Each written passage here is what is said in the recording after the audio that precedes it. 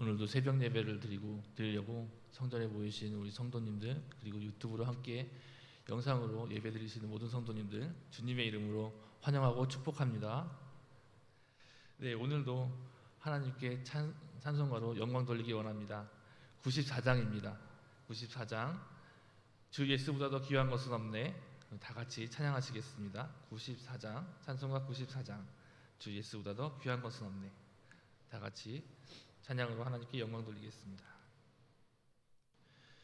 주 예수보다 더 귀한 것은 없네. 이 세상 후기와 바꿀 수 없네. 영죽을 내 대신 돌아가신 그 놀라운 사랑 잊지 못해. 세상 즐거움 다 버리고 세상 사랑 다 버렸네. 주 예수보다 더 귀한 것은 없네. 예수 밖에는 없네. 주 예수보다 더 귀한 것은 없네. 이 세상 명예와 바꿀 수 없네. 이전에 즐기던 세상 일도 주 사랑하는 마음 뺏지 못해. 세상 즐거움 다 버리고 세상 사랑 다 버렸네. 주 예수보다 더 귀한 것은 없네. 예수 밖에는 없네. 주 예수보다 더 귀한 것은 없네. 이 세상 행복과 바꿀 수 없네. 유혹과 핍박이 몰려와도 주 섬기는 내 맘 변치 않아. 세상 즐거움 다 버리고 세상 사랑 다 버렸네. 주 예수보다 더 귀한 것은 없네. 예수 밖에는 세상 즐거움 다 버리고 다시 한번 찬양할게요. 세상 즐거움 다 버리고 세상 사랑 다 버렸네. 주 예수보다 더 귀한 것은 없네. 예수 밖에는 없네. 아멘. 다 같이 기도하시겠습니다. 살아계셔서 역사하시는 하나님 아버지, 오늘도 시간을 구별하여 하루를 시작하게 하시고 또한 예배함으로 하나님께 영광을 돌릴 수 있게 해주신 그 크신 은혜에 감사드립니다. 하나님, 오늘 이 새벽에 하나님께 예배를 드림으로써 하나님께서 주시는 그 은혜와 하나님의 그 말씀을 통해서 오늘 하루를 살아가기를 원하고 또한 하루를 살아갈 때에 힘과 능력이 되시기를 간절히 원합니다.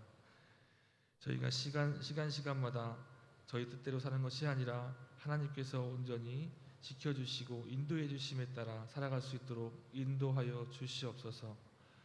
또한 저희가 가고 서고 앉는 자리마다 하나님께서 온전히 함께하여 주시고 성령님께서 지켜주셔서 그 자리가 복이 넘치는 자리가 될 수 있도록 인도하여 주시고 오늘 말씀으로 더욱더 힘입어 가정으로 돌아가서 그리고 세상에 들어가서 그 모든 자리가 회복의 자리 그리고 하나님의 은혜가 넘치는 자리가 될 수 있도록 인도하여 주시옵소서. 오늘도 함께 하시고 역사해 주실 걸 믿습니다. 하나님께서 더욱더 함께하여 주시옵소서. 감사하며 예수님 이름으로 기도합니다. 아멘. 오늘 함께 은혜 받으실 말씀은 신명기서 27장입니다. 신명기서 27장 1절부터 3절 말씀 볼게요. 신명기서 27장 1절부터 3절 말씀.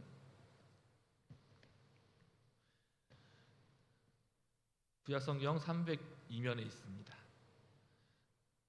신명기서 27장 1절부터 3절 말씀, 제가 한 절, 여러분이 한 절, 그리고 다 같이 3절 받도록 하겠습니다. 모세와 이스라엘 장로들이 백성에게 명령하여 이르되 내가 오늘 너희에게 명령하는 이 명령을 너희는 다 지킬지니라. 너희가 요단을 건너 내 하나님 여호와께서 내게 주신 땅에 들어가는 날에 큰 돌을 세우고 석회를 바르라. 다 같이 받을게요. 요단을 건넌 후에 이 율법의 모든 말씀을 그 위에 기록하라. 그리하면 내 하나님 여호와께서 내게 주시는 땅 곧 젖과 꿀이 흐르는 땅에 내가 들어가기를 내 조상들의 하나님 여호와께서 내게 말씀하신 대로 하리라. 아멘. 아멘. 다 같이 한번 인사 나누겠습니다. 참 잘 오셨습니다. 함께 인사 나누겠습니다. 참 잘 오셨습니다. 참 잘 오셨습니다. 네, 오늘 이 말씀을 통해서 많은 은혜가 되시길 간절히 바랍니다. 자, 신명기 27장을 보려고 하는데요. 그 전에 26장까지 보게 되면요. 26장은 신명기 법전이라고 우리가 볼 수 있습니다. 그래서 그 말씀을 보게 되면 첫 번째 이스라엘 백성들에게 하나님께서 말씀하시는 것이 있습니다.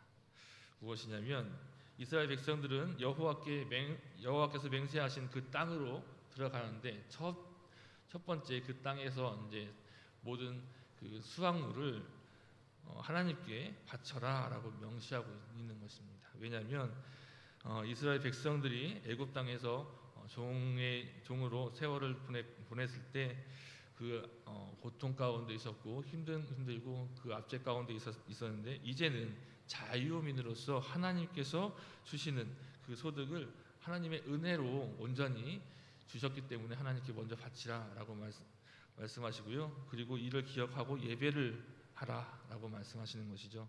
그 두 번째는요. 그들에게 집에 주신 모든 복을 누리는데 더 중요한 것은 레위인과 객과 고아와 과부를 위해서 3년마다 드리는 11조를 드리고 모으라고 말씀하시는 것입니다. 그래서 이것으로 그 사람들과 함께 배불리 나누어 먹고 그리고 이 말씀을 온전히 지켰을 때 이 모든 규례와 명령과 법들을 지켰을 때 그 모든 축복을 하나님께서 분명히 약속해 주시고 마지막까지 함께 하신다라고 기록한 것이 26장까지 이렇게 말씀하시는데요. 이제 27장을 보게 되면요. 한번 20절 첫 번째 1절을 한번 보겠습니다. 모세와 이스라엘 장로들이 백성에게 명령하여 이르되 내가 오늘 너희에게 명령하는 이 명령을 너희는 다 지킬지니라. 그 2절에 보면요, 너희가 요단을 건너 내 하나님 여호와께 내게 주는 땅에 들어가는 날에 큰 돌을 세우고 석회를 바르라 라고 말씀하십니다. 자, 이스라엘 백성들이 이제 하나님께서 약속하신 그 땅을 주신다라고 말씀하십니다. 이스라엘 백성들이요, 광야 생활 40년 동안 있고 또한 그 400년 이상의 세월을 애굽에서 종으로서 살고 있었는데, 이 땅을, 기름진 땅, 가나안 땅을 주신다는 것은요 굉장히 중요하고 복된 일입니다. 땅이 없는 그 유목민 생활을 하고 있는 이스라엘 백성들에게 땅을 주신다는 그 약속은요 어마어마하게 큰 축복입니다.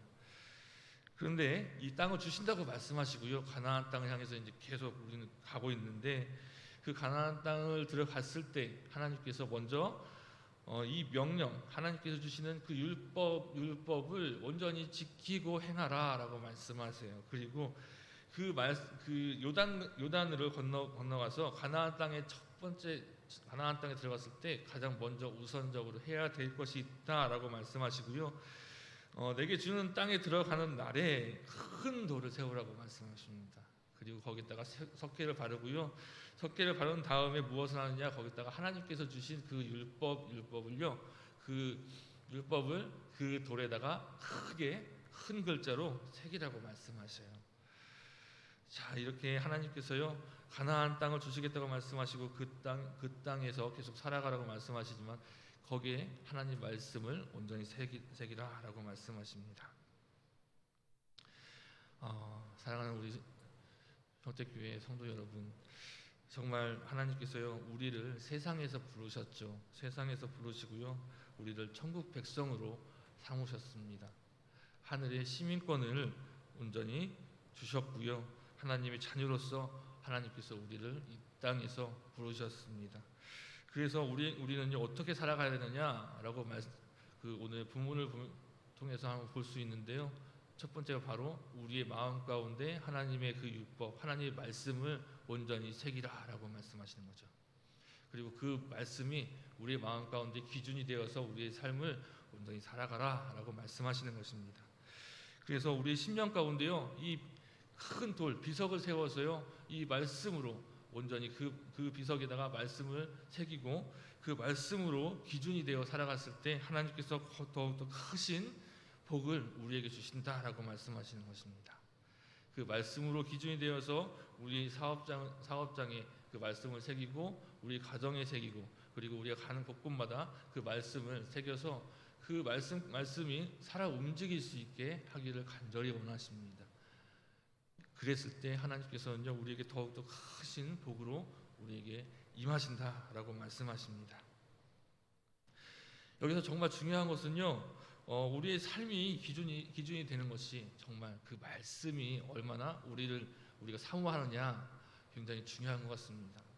왜냐하면 오늘 그 11절에서 13절을 한번 볼 건데요, 그 큰 돌에다가 석회를 칠하고 글씨를 써놓은 이유가 무엇이냐면 한번 볼게요. 11절에서 13절을 한번 보도록 하겠습니다.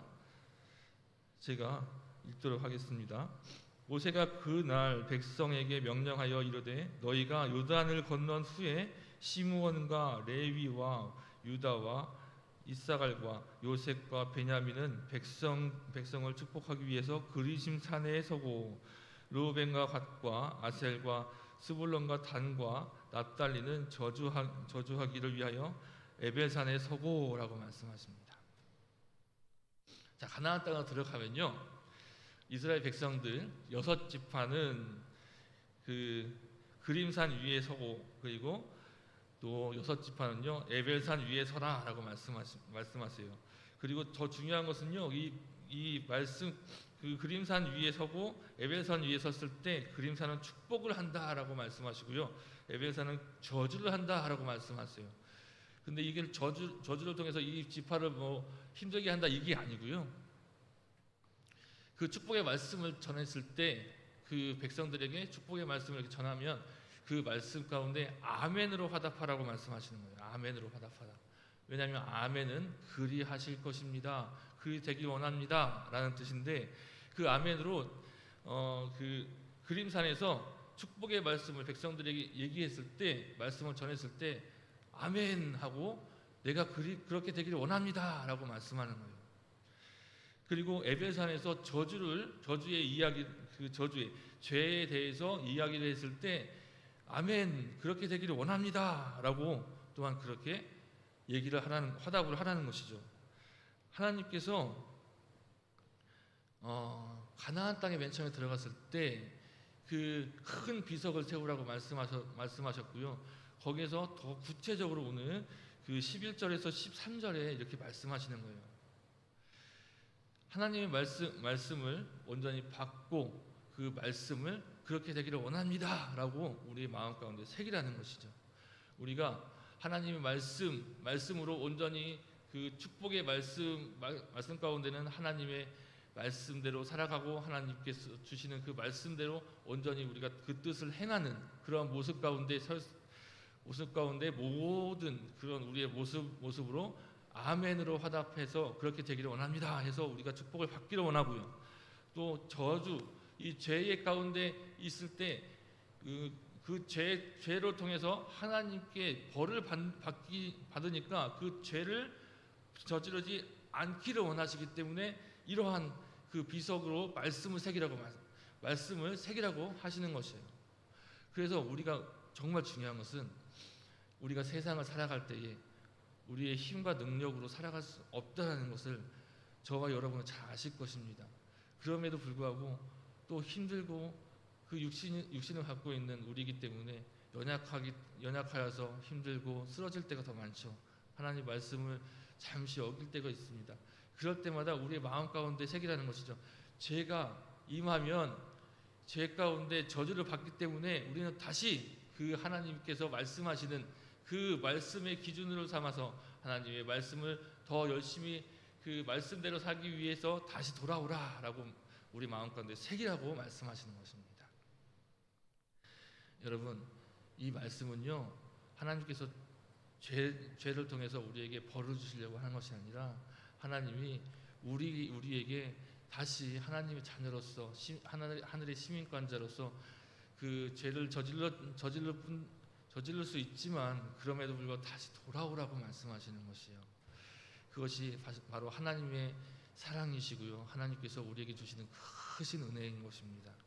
이스라엘 백성들에게도 마찬가지고요. 오늘날 우리에게도 마찬가지입니다. 하나님 말씀을 우리 마음 가운데 새기고 우리의 마음 가운데 비석으로 새겨서 그 돌에다가 석회를 바르고 거기에 말씀을 새기라고 하시고 또한 우리가 하나님께서 오늘 우리에게 말씀하시는 것으로 아멘으로 화답하여서 정말 그리하기를 원합니다 라고 하는 그 말씀 화답으로 우리가 더욱더 복된 삶을 살기를 간절히 바라시는 하나님의 그 뜻인 것입니다. 그런데 참 27장 그 하반부로 보게 되면요 하나님께서요 그 복에 대한 말씀을 하세요. 그런데 그 복에 대한 말씀은 조금 짧고요. 그리고 죄에 대한 그 저주에 대한 말씀은요 굉장히 깁니다. 그리고 28장을 보게 되면요 마지막 절이 68절까지 있어요. 68절까지 있는데 그 68절에서 15절까지는 또 복에 대한 말씀을 하시고요. 그 나머지는 다 또 저주에 대한 말씀을 하시는 거예요. 근데 왜 이렇게 그 복에 대한 말씀은 짧고 그 저주에 대한 말씀이 길까요? 좀 이게 반반으로 섞이던가 아니면 복에 대한 말씀을 더 많이 하시던가 그랬으면 좋겠는데 그러지 않았다는 것입니다. 왜냐하면 저희 딸이 둘이 있는데요.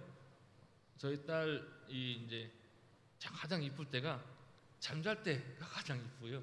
또 웃을 때가 좀 이쁜 것 같습니다. 그런데 칭찬을 좀 많이 하려고 노력을 하고 있는데 칭찬을 하는 것보다 훈육을 할 때 말이 더 많아지는 것 같아요.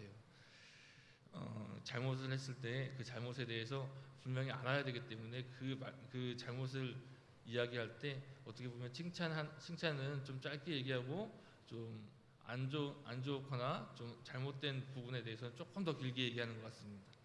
그런데 이 부분이요, 하나님께서 우리를 향한 그런 말씀이지 않겠느냐, 그런 마음이지 않겠느냐라고 생각합니다. 하나님께서는요, 복에 대한 말씀, 정말 하나님께 복을 받을 수 있는 것은 정말 간단한 것 같아요. 왜냐하면 우리가 하나님을 온전히 따르고 하나님을 경외하고 그분만 섬기면 되는 그런 모습이 하나님께 온전히 우리가 향해지면 하나님께 복을 엄청나게 많이 받고 누릴 수 있습니다. 그런데 반대로 우리가 그 죄에 대한 모습으로 갔을 때 하나님께서는요, 걱정하고 염려하는 그런 모습 때문에 더 많이 구체적으로 이야기를 하는 것 같습니다. 사랑하는 성도 여러분, 우리가 하나님의 자녀임을 분명히 우리는 알고 있고 다들 그렇게 믿고 계실 거라 믿습니다. 이스라엘 백성들에게 선포했던 그 말씀이 오늘날 우리에게도 동일하게 말씀하고 계십니다. 내게 말씀으로 온전히 그 기준을 삼아서 그 말씀대로 온전히 살아가서 복의 복을 받을 수 있는 우리 모두 하나님의 자녀가 되기를 간절히 바라시는 하나님의 그 뜻을 오늘도 그 마음 가운데 새기고요. 우리가 우리 심령 가운데 그 비석을 온전히 세워서 그 말씀이 항상 우리 안에서, 우리 심령에서 샘솟을 수 있는 그러한 하나님의 말씀이 살아 움직일 수 있는, 그래서 항상 우리가 무엇을 할 때마다, 이동할 때마다 그 말씀으로 계속 움직이고 그 말씀이 우리 가운데 온전히 넘쳐나서 하나님과 그 예수님과 성령님의 삼위일체 하나님께서 항상 기뻐하는 우리의 삶이 되시길 간절히 바랍니다. 네. 찬양하시겠습니다. 찬송가 449장입니다. 449장 예수 따라가면 하나님께 찬양 올리겠습니다. 449장입니다.